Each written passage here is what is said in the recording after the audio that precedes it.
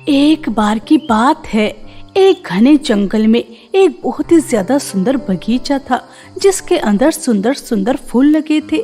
लेकिन उस बगीचे की एक खास बात थी कि उस बगीचे में एक फूल परी रहा करती थी जो बहुत समय से इस बगीचे में रहा करती थी और किसी को भी यह मालूम नहीं था कि इस बगीचे में फूल परी और उसके 7 बच्चे रहा करते हैं। फूल परी अपने 7 बच्चों के साथ बगीचे में उस समय खेला करती थी जब बगीचे में कोई नहीं हुआ करता था, और जब भी किसी इंसान की आहट होती तो वह अपने बच्चों के साथ फूल बन जाती और किसी को पता ही नहीं चलता कि इस बगीचे में फूल परी और उसके 7 बच्चे हैं। ऐसे ही एक दिन फूल परी की सबसे छोटी बेटी गुलाबी फूल परी कहती है, मम्मी मम्मी, मुझे इस तरह से रोजाना फूल बनकर अच्छा नहीं लगता। मुझे भी और बच्चों की तरह खेलना है, कूदना है, घूमना है। आप जब देखो, जब भी इस बगीचे में छोटे छोटे मासूम बच्चे आते हैं, उनके सामने हमें जाने ही नहीं देती। उन बच्चों के साथ हमें खेलना है। आप हमें खेलने क्यों नहीं देती मम्मी? हाँ हाँ मम्मी, गुलाबी फूल परी बिल्कुल ठीक कह रही है। मुझे भी इस तरह से फूल बनकर बिल्कुल भी अच्छा नहीं लगता। हम भी बाहर की दुनिया देखना चाहते हैं। हम एक परी हैं, फिर आप हमें आसमान में उड़ने क्यों नहीं देती मम्मी? इस तरह से एक एक करके सभी परियां अपनी माँ से शिकायत कर रही थी। तभी फूल परी अपनी बेटियों की यह सब शिकायत सुनकर थोड़ी परेशान हो जाती है और वह अपनी बेटियों को काला सच बताना नहीं चाहती थी, लेकिन उसे मजबूरी में अपनी सभी बेटियों को जादूगरनी समोना का सच बताना पड़ता है। मेरी प्यारी बेटियों, मेरी मजबूरी है। अगर जादूगरनी समोना को पता चल गया कि मैं तुम्हारे साथ इस बगीचे में रह रही हूँ तो बहुत बड़ा अनर्थ हो जाएगा। उस जादूगरनी ने तुम्हारे पिता को भी मार दिया और अब वह हाथ धोकर हमारे पीछे पड़ी है। हमें मारकर इस दुनिया पर, परीलोक पर राज करना चाहती है। बस इसी डर से मैंने तुम्हें इस बगीचे में सबकी नजरों से छुपा के रखा है मेरी प्यारी बच्चियों। ठीक है मम्मी, हमें नहीं पता था कि दुष्ट जादूगरनी हमारे पीछे पड़ी है। मम्मी, लगता है आज बगीचे में कोई नहीं आने वाला। हम 7 बहन क्या एक साथ खेल सकती हैं? हाँ हाँ बेटा, आज के दिन इस बगीचे में कोई नहीं आता। तुम जाओ, मस्ती से खेलो, और हाँ, समय रहते अपने अपने फूल पर आ जाना। ठीक है, मैं तुम्हारे लिए खाने का बंदोबस्त करती हूँ। चलो जाओ। फूल परी की 7 बेटियां बगीचे में खेलने चली जाती हैं और फूल परी अपनी बेटियों के लिए खाने का बंदोबस्त कर रही थी। दोपहर से शाम हो जाती है, रात हो जाती है, लेकिन 7 बहनों को खेलने में पता ही नहीं रहता कि कितना ज्यादा समय हो गया। और तभी अचानक बगीचे के अंदर 2 लड़कियां आ जाती हैं और वह छोटी छोटी 7 परियों को बगीचे के अंदर देखकर कहती हैं, अरे अरे देखो सपना, इस बगीचे के अंदर 7 छोटी छोटी परियां कितनी ज्यादा सुंदर लग रही हैं। बिल्कुल इंद्रधनुष लग रही हैं, लाल, पीली, गुलाबी, नीली, हरी। अरे यार, ऐसा अद्भुत नजारा मैं अपनी जिंदगी में पहली बार देख रही हूँ। हाँ हाँ यार, तुम बिल्कुल ठीक कह रही हो। चलो इन छोटी छोटी परियों को पकड़ते हैं, बहुत मजा आएगा और सबको दिखाएंगे। गुलाबी परी, यह क्या हो गया? इन लड़कियों ने तो हमें खेलते हुए देख लिया। अगर हमें अपने साथ पकड़ के ले गई तो पता नहीं हमारे साथ क्या करेंगे। अब हम क्या करें? मेरे तो कुछ भी समझ में नहीं आ रहा। हमने माँ से वादा किया था कि हम अपना राज किसी के सामने नहीं आने देंगे, लेकिन यह क्या हो गया यार? पीली परी, तुम चिंता मत करो, हम उनके हाथ नहीं आएंगे और कोई इनकी बात पर भरोसा ही नहीं करेगा कि इस बगीचे में 7 छोटी छोटी परियां थी। बस जैसा मैं कहती हूँ वैसा करो। 7 बहन एक दूसरे का हाथ पकड़ती हैं। सपना और जूही 7 फूल परी बहनों को पकड़ना चाहती थी, लेकिन वह दोनों के हाथ नहीं आती। दोनों थक जाती हैं और इतना ज्यादा थक जाती हैं कि वह चक्कर खाकर बेहोश हो जाती हैं। और इसी का फायदा उठाकर 7 बहनें अपने अपने फूल पर जाकर फूल बन जाती हैं। और जब दोनों को होश आता है तो बगीचे में उन्हें परियां नजर नहीं आती और वह अपने घर वापस चली जाती हैं। ऐसे ही समय बीत रहा था। एक दिन फूल परी के पास एक मैसेज आता है जिसे पढ़कर वह घबरा जाती है। नहीं नहीं, ऐसा नहीं हो सकता। समोना जादूगरनी वो इसी गांव में है। ऐसा कैसे हो सकता है? अगर उसे पता चल गया मैं और मेरी बेटी यहाँ पर हैं तो अनर्थ हो जाएगा। मुझे जल्द से जल्द परीलोक जाकर रानी परी से मिलना होगा और अपनी शक्तियाँ बढ़ानी होंगी, तभी मैं जादूगरनी का सामना कर सकती हूँ, वरना नहीं। मुझे पृथ्वी और परीलोक को बचाना होगा। मगर मेरी बेटियाँ, मैं अपने साथ परीलोक लेकर नहीं जा सकती, उन्हें यहाँ पर अकेला भी नहीं छोड़ सकती। क्या करूँ क्या करूँ, कुछ समझ में नहीं आ रहा। अरे हाँ, आइडिया, यही ठीक रहेगा। फूल परी को तभी एक बहुत अच्छा आइडिया आता है और वह अपनी शक्तियों से अपने फूल पर एक घर बनाती है और अपनी 7 बेटियों को उस घर के अंदर बंद कर देती है और अपनी बेटियों से कहती है, मेरी प्यारी बेटियों, मैं तुम्हें यहाँ अकेला छोड़कर तो जाना नहीं चाहती, लेकिन मेरी मजबूरी है। जादूगरनी समोना इस गांव में आ चुकी है, मुझे रानी परी के पास जाना होगा। लेकिन मेरी प्यारी बच्चियों, मैंने खाने का पूरा बंदोबस्त इस घर के अंदर कर दिया है, तुम्हें इस दरवाजे से बाहर नहीं निकलना। जब मैं आऊं और मैं दरवाजा खोलने के लिए कहूं तभी दरवाजा खोलना, ठीक है, वरना नहीं। मम्मी, यह तो ठीक है कि हम इस घर से बाहर नहीं निकलेंगे, हम यहाँ पर बंद रहेंगे, जब आप आएंगे तभी हम आपके लिए दरवाजा खोलेंगे। लेकिन हमें कैसे पहचान होगी कि दरवाजे पे आप हैं? अगर जादूगरनी समोना आ गई तो? मैं जब दरवाजे पर आऊंगी तो 3 बार दरवाजा खटखटाऊंगी और अपनी आवाज में 7 बेटियों के नाम लेकर पुकारूंगी और उसके बाद जो लोरी मैं तुम्हें गाकर सुनाती थी, लोरी गाकर सुनाऊंगी। उसी समय समझ जाना दरवाजे पर तुम्हारी फूल परी माँ है। समझ गए बच्चे? फूल परी अपनी बेटियों को समझाकर उन्हें घर के अंदर बंद कर चली जाती है। ऐसे ही कुछ दिन बीत जाते हैं। सपना और जूही अपने दोस्तों से 7 परियों के बारे में बात कर रही थी। तभी उनकी दोस्त सपना और जूही से कहती हैं, अरे यार, तुमने कोई सपना देखा होगा, 7 छोटी छोटी परियां, वो भी बगीचे में, हो ही नहीं सकता। हमने तो आज तक नहीं सुना और तुमने देखा। यह झूठी कहानियां ना किसी और को सुनाना, हमें नहीं, क्यों दोस्तों? छोटी छोटी 7 परियां। सपना, जूही और उनके दोस्तों की यह सारी बातें जादूगरनी समोना सुन रही थी और यह सुनते ही उसके कान खड़े हो जाते हैं कि बगीचे के अंदर 7 छोटी छोटी परियां। तभी जादूगरनी समोना सपना और जूही के पास जाती है और उनसे कहती है, देखो लड़कियों, मुझसे झूठ बोलने की बिल्कुल भी कोशिश मत करना, वरना मैं अपनी शक्ति से तुम्हें कबूतर भी बना दूंगी। इसलिए मुझे सच सच बताओ कि तुमने इस गाँव में कौन से बगीचे के अंदर 7 छोटी छोटी परियां देखी, मुझे वहाँ पर लेकर चलो। सपना और जूही जादूगरनी की बातें सुनकर डर जाती हैं और वह उसे बगीचे तक ले जाती हैं। वहां जाकर जादूगरनी सभी फूलों में सबसे अलग 7 फूलों को देखती है। उसी समय जादूगरनी समझ जाती है कि फूल परी अपने 7 बच्चों के साथ इस बगीचे में रह रही है और वह यह देखकर बहुत खुश होती है। बेचारी फूल परी, उसने मुझसे कितना ज्यादा बचना चाहा, मुझसे छुप छुप कर अपना घर बार सब कुछ छोड़ दिया, अपने परीलोक का इतना सुंदर बगीचा।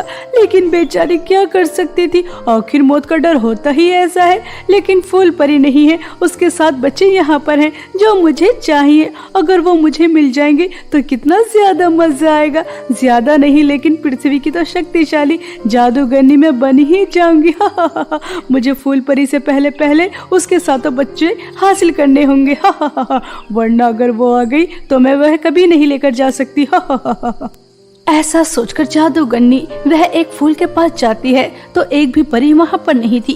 तभी उसकी नजर बड़े फूल के ऊपर जाती है जिस फूल के ऊपर घर बना हुआ था और उसी समय जादूगरनी समझ जाती है कि फूल परी अपने 7 बच्चों को इस घर के अंदर बंद कर गई है। तभी जादूगरनी समोना दरवाजा खटखटाती है और कहती है, बच्चों बच्चों, देखो तुम्हारी माँ आई है, दरवाजा खोलो। देखो तुम्हारी माँ कितने समय से तुमसे अलग थी। बच्चों, दरवाजा खोलो। मम्मी आ गई, मम्मी आ गई, चलो मैं दरवाजा खोल देती हूँ। अरे नहीं नहीं गुलाबी, यह तुम क्या करने जा रही हो? माँ ने क्या कहा था कि यह दरवाजा किसी के लिए भी मत खोलना।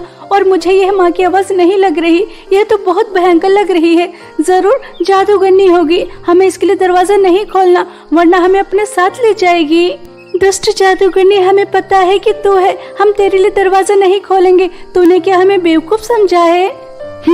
लगता है ये बच्चे बहुत ही ज्यादा चालाक है, इस तरह से दरवाजा नहीं खोलेंगे। कोई बात नहीं, मैं भी देखती हूँ कब तक दरवाजा नहीं खोलते। मैं भी इस फूल के नीचे बैठी रहूंगी।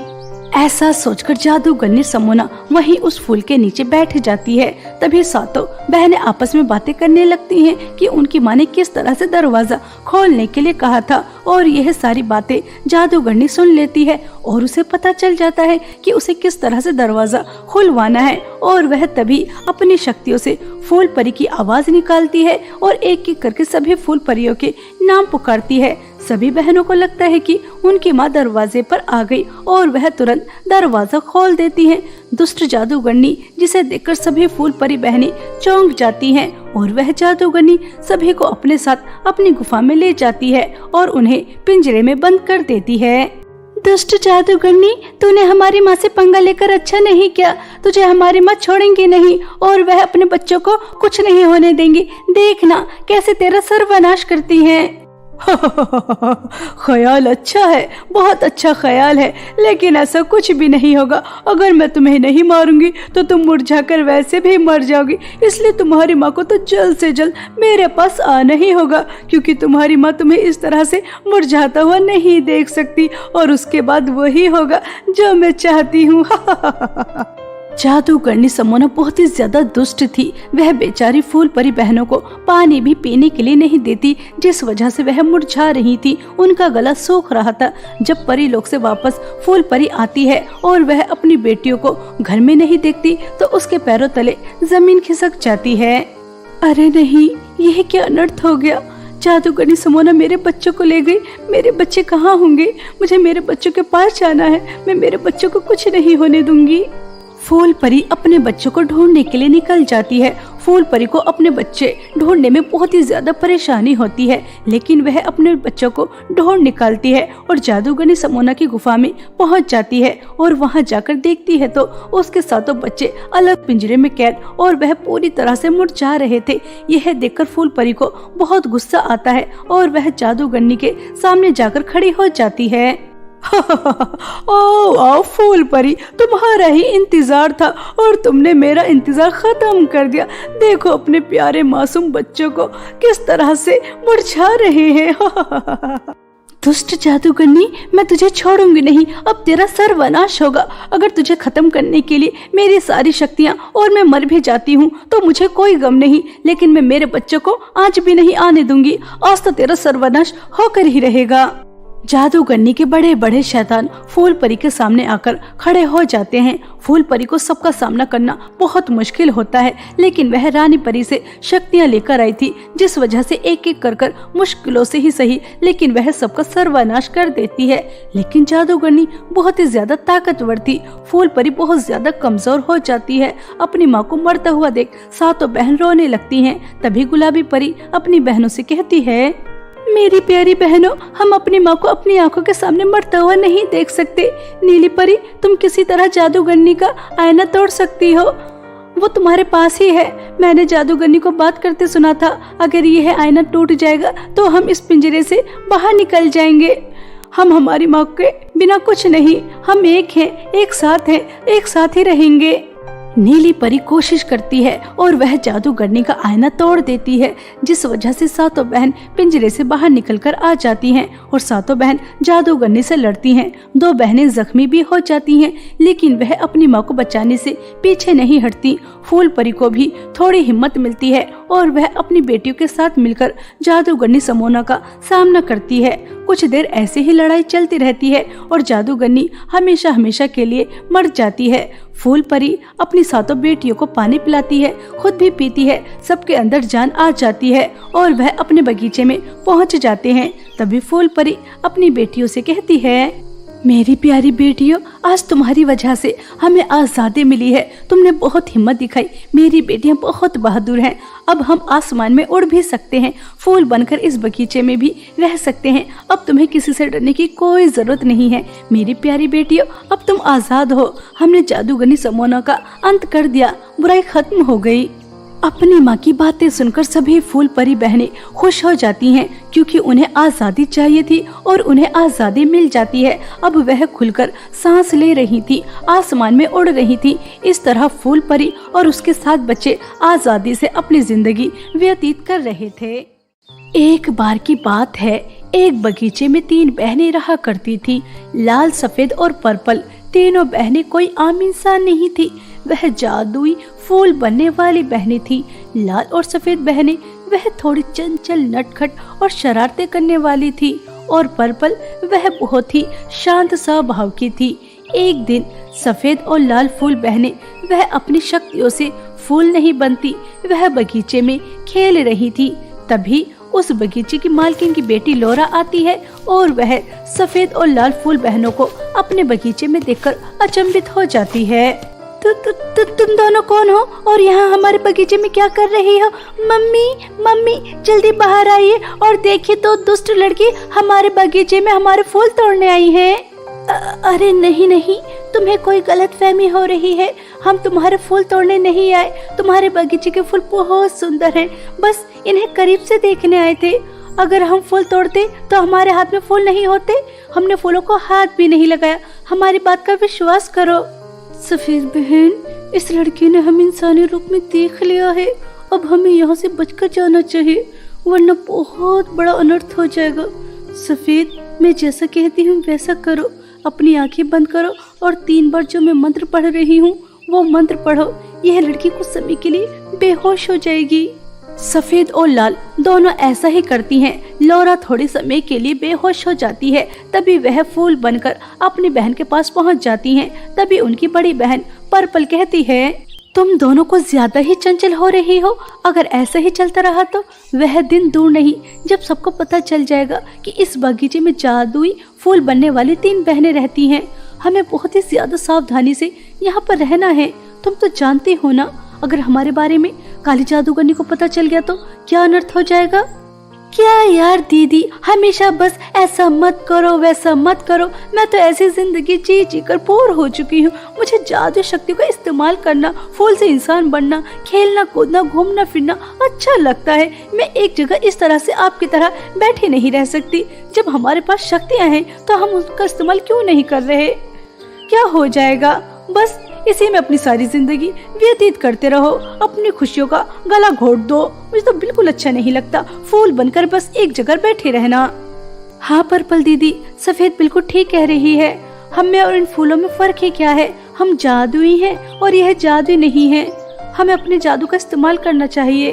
और वैसे भी इतने सालों में सिर्फ आज ही तो पकड़ने से बचे हैं, लेकिन आगे से ख्याल रखेंगे। पर्पल अपनी बहनों से गुस्सा हो जाती है। अपनी बहन को गुस्से में देख सफेद और लाल को बिल्कुल भी अच्छा नहीं लगता। वह दुखी हो जाती हैं और वह आगे से अपनी बहन की बात मानना शुरू कर देती हैं। जैसा वह कहती थी वैसा ही दोनों करती थी। ऐसे ही समय बीत रहा था। एक दिन बहुत ही ज्यादा वृद्ध महिला बगीचे में आती है और वह फूल तोड़ रही थी कि तभी वहाँ पर उस बगीचे की मालकिन आ जाती है, जो बहुत ही ज्यादा घमंडी और बुरे स्वभाव की थी। और वह उस बूढ़ी औरत को जोर से धक्का देकर गिरा देती है और उससे कहती है, बुढ़िया तेरी हिम्मत कैसे हुई मेरे सुंदर फूलों को हाथ लगाने की? तुझे पता भी है इस बगीचे को हमने कितने मुश्किलों से बनाया है। सुंदर सुंदर फूल ये हमारे लिए हैं, तो जैसी गरीब बुढ़िया के लिए नहीं। तेरी हिम्मत कैसे हुई हमारे बगीचे से फूल तोड़ने की? हम अपने बगीचे के सुंदर फूल बनाने के लिए इतनी मेहनत करते हैं, पानी देते हैं, पैसे खर्च करते हैं, और तुम जैसे गरीब फ्री में आकर इन्हें तोड़कर ले जाते हो और अपना शौक पूरा करते हो। अरे नहीं नहीं बेटा, मैं अपने शौक के लिए तुम्हारे बगीचे से फूल नहीं तोड़ रही। तुम्हारे फूल बहुत ही ज्यादा खुशबू वाले हैं और बहुत ही अच्छे हैं, ताजी हैं। सोचा कुछ फूल तोड़कर ले जाऊं और इन्हें बेचूं तो मेरे पास कुछ पैसे आ जाएंगे। मैं बहुत ज्यादा गरीब हूँ। मेरे घर में 2 पोते पोती हैं, भूखे बैठे हैं। अगर उन्हें खाना नहीं खिलाया तो वह भूख के मारे मर जाएंगे। बस इसलिए फूल बेचकर तो पैसा कमाना चाहती हूँ, और तो कोई बात नहीं है बेटा। बुढ़िया यहाँ से जाती है या नहीं? हमने तुम जैसे गरीबों का ठेका नहीं लिया। अगर तेरे पोता पोती भूखे बैठे हैं तो मैं क्या करूँ? मेरी बला से वो मर जाए, लेकिन मैं तुझे अपने बगीचे से एक भी फूल तोड़ने नहीं दूंगी। चुपचाप यहाँ से चली जा, वरना धक्के मारकर भी मुझे अच्छी तरह से निकालना आता है। मालकिन और उस बूढ़ी औरत की सारी बातें जादुई फूल बहनें सुन रही थी। पर्पल की आंखों से आंसू बह रहे थे, क्योंकि उससे कभी भी किसी का दुख देखा नहीं जाता था। तभी लाल और सफेद अपनी बहन से कहती हैं, दीदी यह इंसान ऐसे ही निर्दयी और कठोर होते हैं। बगीचे मालकिन को क्या इस बूढ़ी औरत का दुख दर्द दिखाई नहीं दे रहा? वो कितनी परेशान है। दीदी आप क्यों रोती हो? हम क्या कर सकते हैं? हम उनकी मदद नहीं कर सकते। आप चुप हो जाइए। मेरी प्यारी बहनों, मैं इस बूढ़ी औरत की मदद करना चाहती हूँ, और मुझे पता है इस बूढ़ी औरत को फूलों की जरूरत है, तो बस मैं इसे फूल दूंगी और इनकी मदद करूंगी। मुझसे इनकी हालत देखी नहीं जा रही, इनके आंसू देखे नहीं जा रहे। यह अपने पोते पोती के लिए कितनी दुखी हैं, वह भूखे हैं। मेरी प्यारी बहनों, क्या तुम्हें नहीं लगता कि हमें इनकी मदद करनी चाहिए? हाँ, मैंने सोच लिया है कि मैं इनकी मदद जरूर करूंगी। ऐसा कहकर पर्पल बूढ़ी औरत की मदद करने की सोच लेती है और जब वह बूढ़ी औरत बाहर चली जाती है और बगीचे की मालकिन अपने घर के अंदर चली जाती है तो पर्पल चुपके से बूढ़ी औरत के घर जाती है और वहां जाकर एक बड़े फूल के पेड़ में आ जाती है। बूढ़ी औरत जब अपने घर आती है और अपने आंगन में इतना सुंदर फूलों का पेड़ देखती है तो उसकी आंखें खुली की खुली रह जाती है और वह पर्पल पेड़ से बहुत सारे फूल तोड़ती है और कहती है, लगता है ऊपर वाले ने मेरी मदद की है जो अचानक मेरे आंगन में इतना सुंदर फूलों का पेड़ लग गया। तुम्हारा बहुत बहुत धन्यवाद मेरी मदद करने के लिए। अब मैं यह तुम्हारे सुंदर फूल बेचकर अपने बच्चों का पेट भर सकती हूँ। बूढ़ी औरत पर्पल को धन्यवाद कहकर फूल बेचने चली जाती है। पर्पल उस बूढ़ी औरत की मदद कर उसके चेहरे पे खुशी देखकर बहुत खुश होती है और वह दोबारा से अपनी बहनों के पास आ जाती है। ऐसे ही पर्पल रोजाना करने लगी थी। हमेशा की तरह वह बूढ़ी औरत बाजार में फूल बेच रही थी कि तभी काली जादूगरनी को फूलों की सुगंध आ जाती है। क्या? नहीं, सच में यह पर्पल फूलों की सुगंध है। इतने सालों से यह सुगंध मुझे कभी नहीं आई, लेकिन ये कहाँ से आ रही है? कहाँ से आ रही है? अरे हाँ, वहाँ से आ रही है। उस बुढ़िया के पास उससे पूछना होगा कि उसके पास यह फूल कहाँ से आए। कहीं मेरा वहम तो नहीं। ऐसा सोचकर काली जादूगरनी बूढ़ी औरत के पास जाती है और उससे कहती है, सुन बुढ़िया, मुझे सच सच बताना। अगर तूने मुझे सच नहीं बताया तो तू जान से मारी जाएगी, इसलिए मुझसे झूठ बोलने की कोशिश भी मत कर लेना। सच सच बता कि यह फूल तू कहाँ से लेकर आती है। तुझे यह फूल कहाँ से मिले? ऐसे तो फूल कहीं नहीं मिलते, फिर तू कहाँ से लेकर आती है? तेरे फूलों की खुशबू दूर दूर तक जा रही है। पता नहीं, मैं तो कहीं से नहीं लेकर आती, लेकिन रोजाना मेरे आंगन में एक पर्पल पेड़ लगता है, मुझे फूल देता है और गायब हो जाता है। मैं ऊपर वाले का करिश्मा समझकर फूल तोड़कर बेचने आ जाती हूँ और यह फूल सच में बहुत ही ज्यादा सुंदर हैं और बहुत ही ज्यादा खुशबू वाले, जिसकी वजह से मेरी बहुत ज्यादा बिक्री हो रही है और मैं मेरे दोनों बच्चों को पेट भर कर खाना खिला पा रही हूँ। मैं बस इतना ही जानती हूँ और कुछ नहीं। समझ गई, इसका मतलब यह पर्पल का ही कमाल है, क्योंकि उससे ही किसी का दुख दर्द देखा नहीं जाता और वो ही इस बुढ़िया की मदद कर रही है। तो अगर पर्पल जिंदा है तो उसकी दोनों बहनें भी जिंदा होंगी, सफेद और लाल। मेरे जादू गोले ने मुझसे बिल्कुल ठीक कहा था कि तीनों बहनें जिंदा हैं। ऐसा सोचकर काली जादूगरनी बहुत खुश हो रही थी। हमेशा की तरह आज भी पर्पल बूढ़ी औरत की मदद करने जा रही थी, लेकिन आज पता नहीं क्यों लाल और सफेद का मन बहुत ज्यादा घबरा रहा था और वह अपनी बहन से कहती हैं, दीदी मुझे नहीं लगता कि आज आपको उस बूढ़ी औरत की मदद करने जाना चाहिए। पता नहीं, आज मन बहुत ज्यादा घबरा रहा है। ऐसा लग रहा है जैसे कोई अनहोनी होने वाली हो। हाँ हाँ दीदी, आप तो जानते ही हो कि काली जादूगरनी किस तरह हमारे पीछे हाथ धोकर पड़ी है। अगर एक दिन आप उस बूढ़ी औरत की मदद करने नहीं जाएंगी तो कुछ बिगड़ नहीं जाएगा। आज मुझे भी अच्छा नहीं लग रहा और मैंने रात सपना भी बहुत भयानक देखा था, बस इसलिए आज आप मत जाइए। मेरी प्यारी बहनों, मैं तुम्हारा डर अच्छी तरह से समझ रही हूँ, लेकिन अब मैं पीछे तो नहीं हट सकती। मेरे रोजाना फूल तोड़कर उस बूढ़ी औरत का चूल्हा जलता है। अगर मैं आज नहीं गई तो उसके बच्चे खाना नहीं खा पाएंगे और इतने महीनों से भी तो काली जादूगरनी को हमारे बारे में पता नहीं चला, तो अभी भी नहीं चलेगा। लेकिन कृपया करके मेरी प्यारी बहनों, मुझे जाने दो, मैं समय पर आ जाऊंगी। सफेद और लाल अपनी बहन को जाने से मना करती हैं, लेकिन पर्पल का दिल नहीं मानता कि आज वह उस बूढ़ी औरत की मदद ना करे, इसलिए वह उनकी मदद करने के लिए उसके आंगन में जाकर लग जाती है। लेकिन बेचारी को कहाँ पता था कि सफेद और लाल बिल्कुल ठीक मना कर रही थी। जैसे ही पर्पल बूढ़ी औरत के आंगन में जाकर लगती है कि तभी काली जादूगरनी अपनी शक्तियों से उसे अपने वश में कर लेती है और उसे अपनी गुफा में ले जाकर एक पिंजरे में कैद कर देती है और उससे कहती है, तो पर्पल तू मेरे हाथ आ ही गई। तुझे मैंने कितना ढूंढा, कितना, लेकिन तू मुझे नहीं मिली। फिर मुझे लगा कि मैंने जैसे तुम्हारी माँ को मार दिया, तुम भी मर गई होंगी। लेकिन मेरे जादू गोले ने मुझसे कहा कि तुम तीनों बहन जिंदा हो, और जब मैंने बूढ़ी औरत को तेरे फूल बेचते हुए देखा तो मेरा शक यकीन में बदल गया। देख, मैं अभी भी कहती हूँ कि अपने पर्पल जादू फूल की शक्तियाँ मुझे दे दे। मुझे इस दुनिया पर राज करना है, वरना सुबह तक तो वैसे भी जिंदा नहीं रहेगी, मुरझाकर मर जाएगी। ना तेरी शक्तियाँ काम की रहेंगी और ना ही तू, इसलिए ज्यादा समय बर्बाद मत कर। दुष्ट काली जादूगरनी, तुझे क्या लगता है कि तू मुझे मरने की धमकी देगी और मैं तेरी मदद करने के लिए तैयार हो जाऊंगी? मैं मरना कबूल करूंगी, लेकिन तुझे अपनी शक्तियां नहीं दूंगी। और मैं अच्छी तरह से जानती हूँ कि अगर तूने मुझे इसी तरह कैद रखा तो मैं मुरझाकर मर जाऊंगी, लेकिन फिर भी मैं तेरी मदद नहीं करूंगी।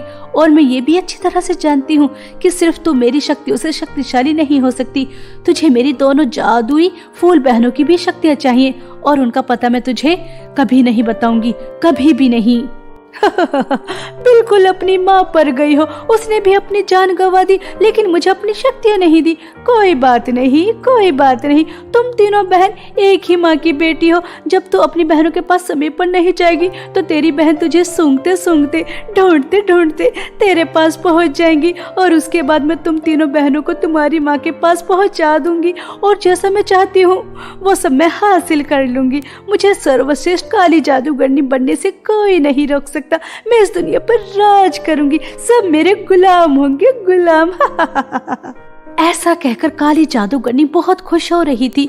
वहीं पर्पल अपनी दोनों बहनों के बारे में सोचकर बहुत ज्यादा उदास हो जाती है, क्योंकि वह अच्छी तरह से जानती थी कि उसकी बहन उसे ढूंढने की पूरी कोशिश करेंगी।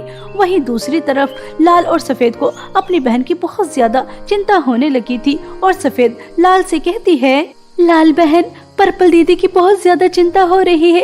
इतना समय तो उन्होंने कभी नहीं लगाया, अभी तक वो वापस क्यों नहीं आई? कहीं वे किसी मुसीबत में तो नहीं है? और इस घर के लोगों को भी इस बगीचे में ही पार्टी करनी थी। देखो सब जगह लोग ही लोग हैं, हम यहाँ से बाहर भी तो नहीं जा सकते। लाल बहन कुछ करो ताकि हम हमारी बहन को ढूंढ सके, वो किसी मुसीबत में ना हो। पर्पल दीदी इतनी लापरवाह नहीं हो सकती, वो इतना समय नहीं लगाएंगी, जरूर किसी मुसीबत में है। हाँ सफेद बहन, चिंता तो मुझे भी हो रही है। पता नहीं पर्पल दीदी कहाँ है, कैसी है, ठीक भी है या नहीं। और यहाँ देखो कैसे पार्टी चल रही है, हम तो इंसानी रूप भी नहीं लेकर जा सकते। क्या करें क्या करें, कुछ समझ में नहीं आ रहा।